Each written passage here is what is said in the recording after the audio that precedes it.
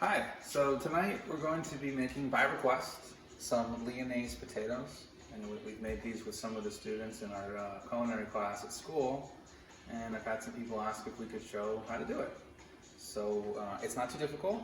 It's actually very similar to a video that we did, I think the first video we did with the fingerling potatoes. So we can come ahead and we'll get started. You know, Lyonnaise potatoes are like a country style potato from Lyon area of France. I like to use gold potatoes, which is what these are. The skin can stay on them, and I really like the skin, and has a ton of flavor.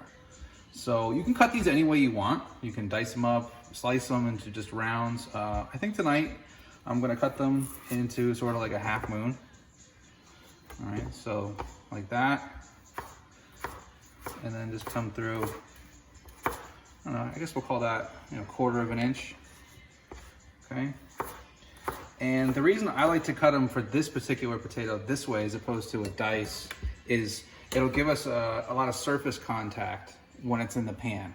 And that'll give us an area to get a nice sear on the potatoes, which of course brings more flavor as well as texture. So, if you've seen these videos before, you know when we're cutting things with our knife, we like to use our guide finger, come through and slice all the way. The knife always making contact back with our finger.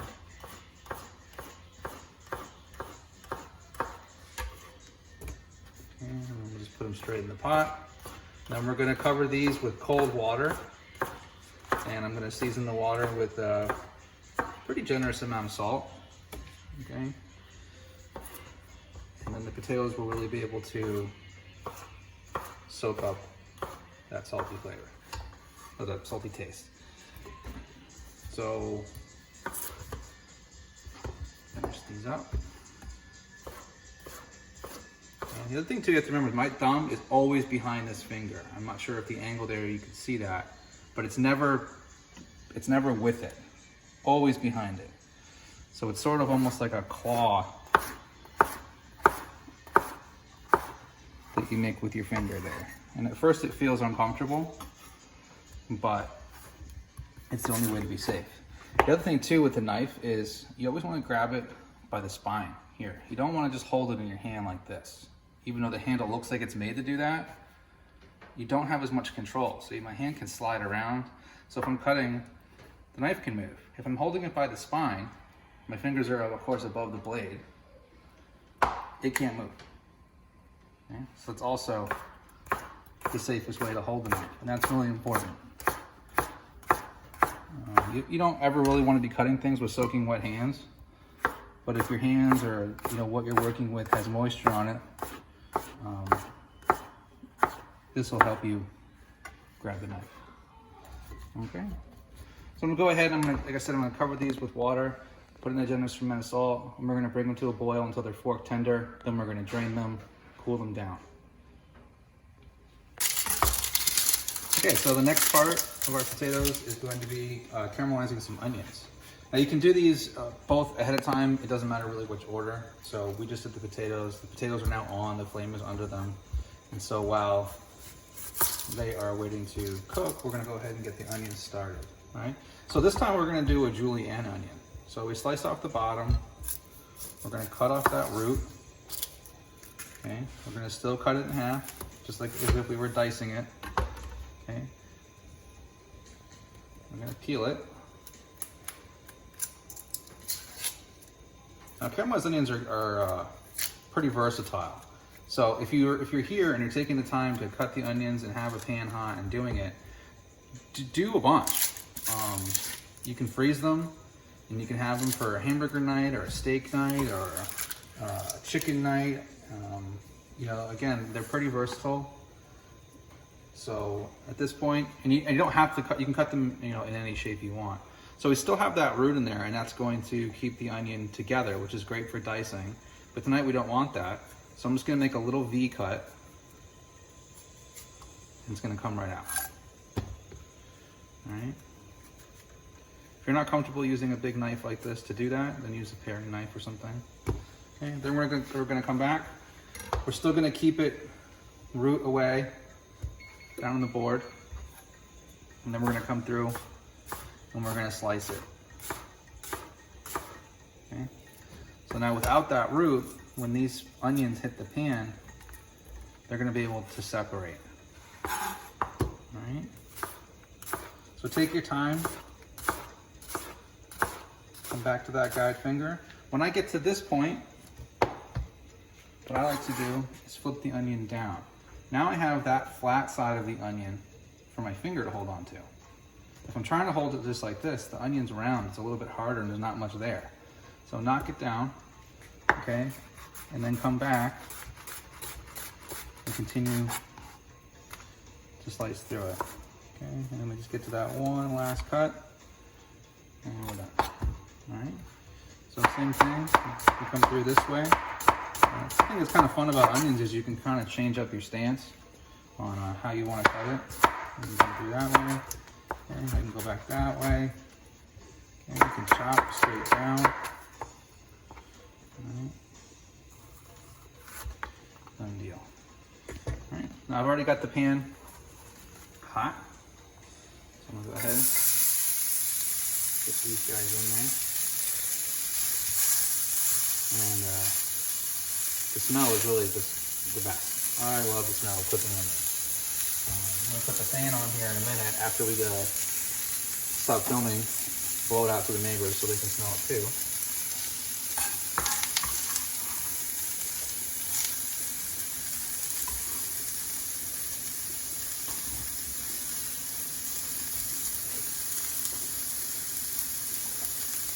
I'm going to add a little bit of neutral oil to this. Okay? I don't want to use olive oil. I just don't want the addition of the taste, really. Okay? So, not even a tablespoon. You don't want them to necessarily be greasy or anything like that. Okay. I'm just going to move them around. Let them all start to get a little bit of coating from the oil. Right. Now, how far you want to caramelize this is completely up to you. You go brown, and we're keep deglazing the pan over and over and over again, and really get them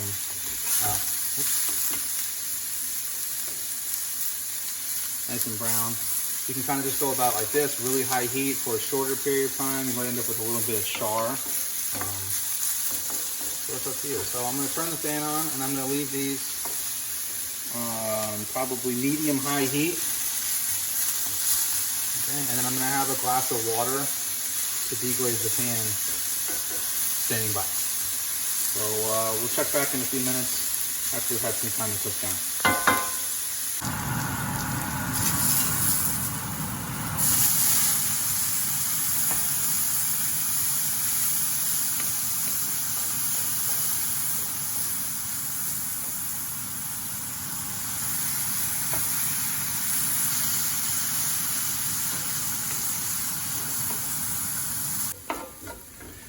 Okay, so the onions have cooked to a doneness that we are comfortable with. Now, I haven't seasoned them yet, so I'm going to do that now. Okay, so I have some salt. And again, I always want to season each component, even though it's going to end up somewhere together. Alright, I'm just going to hit it with a little bit of pepper. Yeah, you could add some other dry herbs, spices, whatever you want. It's up to you.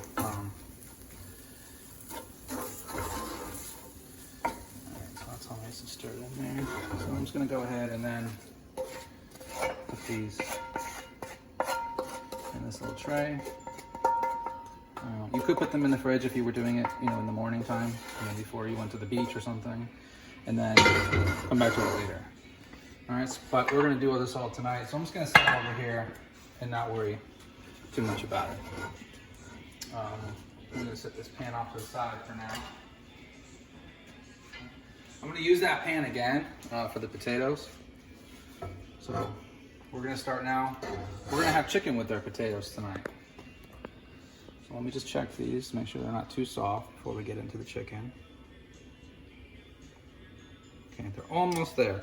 Another minute or two. That'll give us just enough time to start this part. So in here I have a little bit of butter. The pan was just warm, so it's already melted a little bit. It's about a tablespoon. Okay, and I'm gonna go ahead and add maybe around a tablespoon and a half of just this neutral oil.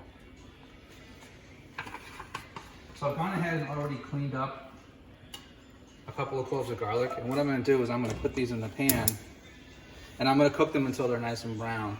I'm gonna take them out of the pan, and then I'm gonna use the same exact pan to start our chicken thighs. So we have skin on, bone in chicken thighs tonight. So they're gonna go up with this garlic. And so after this garlic's brown and the potatoes are drained, we'll get into the chicken. Okay, so had the garlic in there for probably gonna take about 3 minutes. All right, I'm just gonna go ahead and set it on the side over here. Okay, so it's got some color on it. Now in that same pan, I'm gonna put the chicken. Okay. So I've already gone ahead and pre-seasoned this: salt, pepper, thyme, paprika, and that's it. So we're gonna put these skin side down. I do promise we cook with other herbs besides thyme. It's just what we have right now, and we've sort of just been using recipes that it works well with. So I'm gonna go ahead and leave these in here and let them brown up on one side. Okay. Then I'm gonna flip them over, put them skin side up, put the garlic back into the pan, and then we have a preheated 400-degree oven. Probably gonna take about 20 minutes. So we'll check back in once we're flipping the chicken over, and then we'll get started on the potatoes. Okay, so the chickens have been browning now for probably a good 5 minutes. You can see they've gotten brown. They did release quite a bit of fat, so I've drained some of that out of the pan. Okay, and at this point, I'm going to turn the heat off. I'm going to put our garlic cloves right in there. Put a little bit of butter in there with them.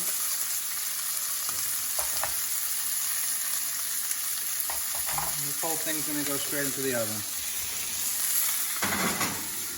And we're going to set a timer. Like I said, we'll go 18 minutes. All right. Now in the meantime, get our pan back from earlier. So we're going to go ahead and fire that up. I am again going to put a little bit of neutral oil on the bottom for the potatoes to start in. And we're going to go ahead and get the pan hot ahead of time.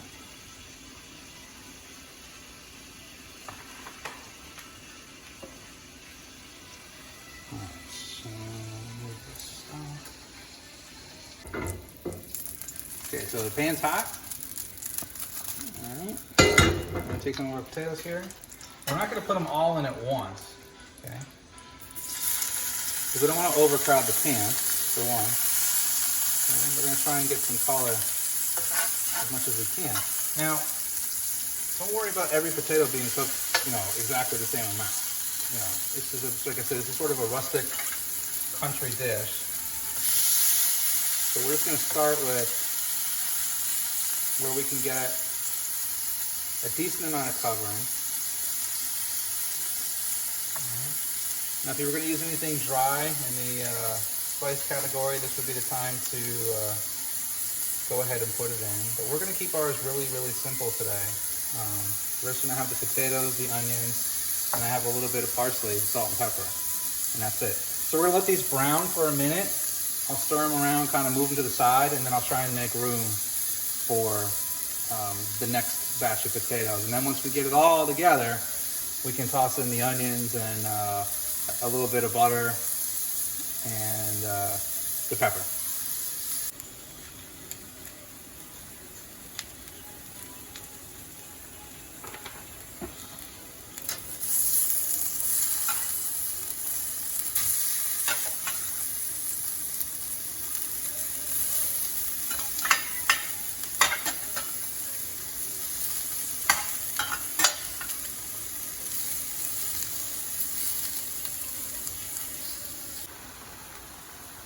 Okay, so at this point, I like the potatoes where they're at.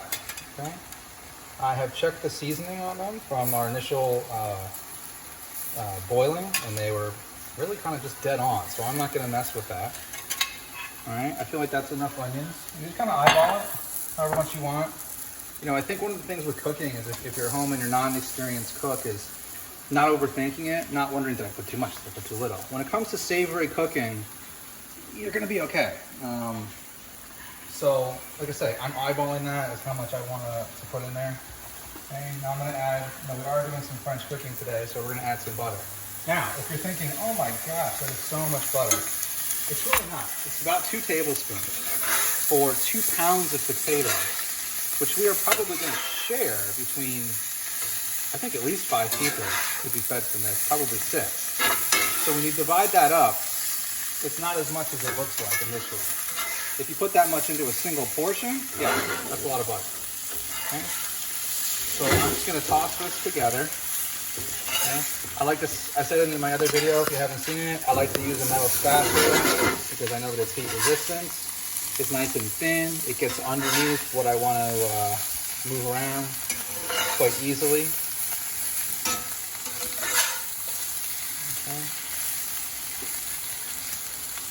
All right, so these are looking pretty good. At this point, we got some time left on our chicken, and we're going to have some resting time on that chicken. So I'm going to go ahead and put all this in the oven and let it marry together for probably 5 or 6 minutes. In which case, in the 3 minutes that I think are probably left, for 2 minutes now on the chicken, plus an 8 to 10 minute resting time for the chicken, it should be right on the money. Okay, so the chicken was done. No problem there. So I'm just going to put on this plate with our little garlic here. All right, I'm going to stick it on the side and just let it rest while we are cooking the rest. Now, in the meantime, I'm going to take that same pan, and I've got some chicken broth here, maybe 1/3 to 1/2 cup, and I'm just going to pour it right in there. I'm going to turn the flame back on. At this point, you could add some herbs as well. If you had some fresh thyme or fresh rosemary, even fresh parsley would be really great here. Fortunately, we just don't have any right now. So we're gonna thicken this up a little bit. Okay. So right now I'm gonna let it, excuse me, come back up to oil there.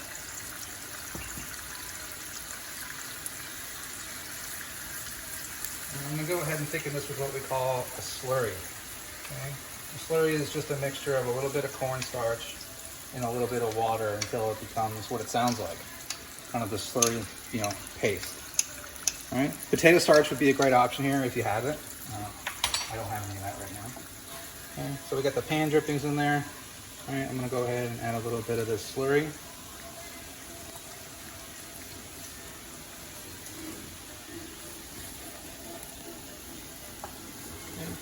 And you'll see it starts to thicken up usually with less than 60 seconds.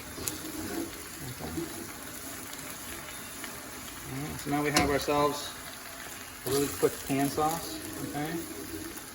Now, if you weren't counting calories and didn't care, a really great thing to do right now would be to definitely hit this up with a little bit of butter. Okay. Really enrich the sauce, give it a really beautiful shine. But I'm pretty happy with that. So I'm gonna go ahead, hit it with just a pinch of pepper.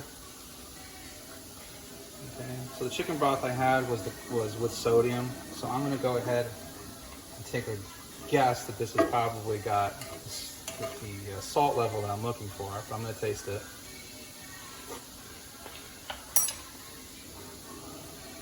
Yeah. If anything, I think I could add a little bit of water to it.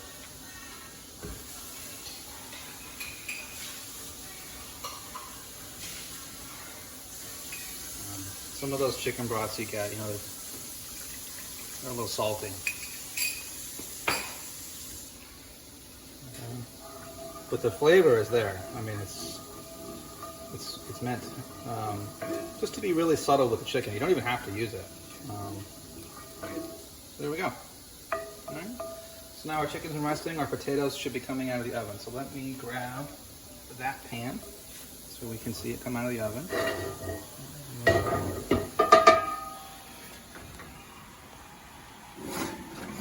Okay. Yeah, those smell really good.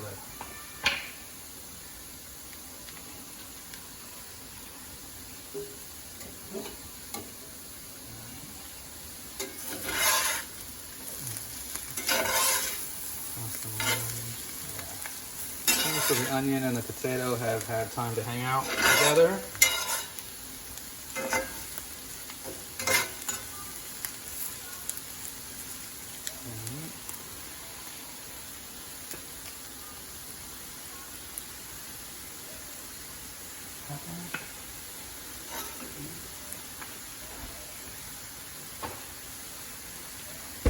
have a little bit of chopped parsley from the other day that I didn't use.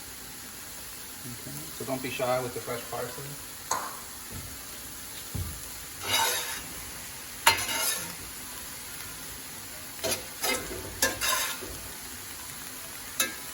That's it. Now if the potatoes start to break up a little bit, no big deal. All right. So now we could dump these into, well, I shouldn't say dump, we could put these into our serving bowls and have our nice finished out there. So I'm gonna go ahead and plate this up, and I'll see you in a minute.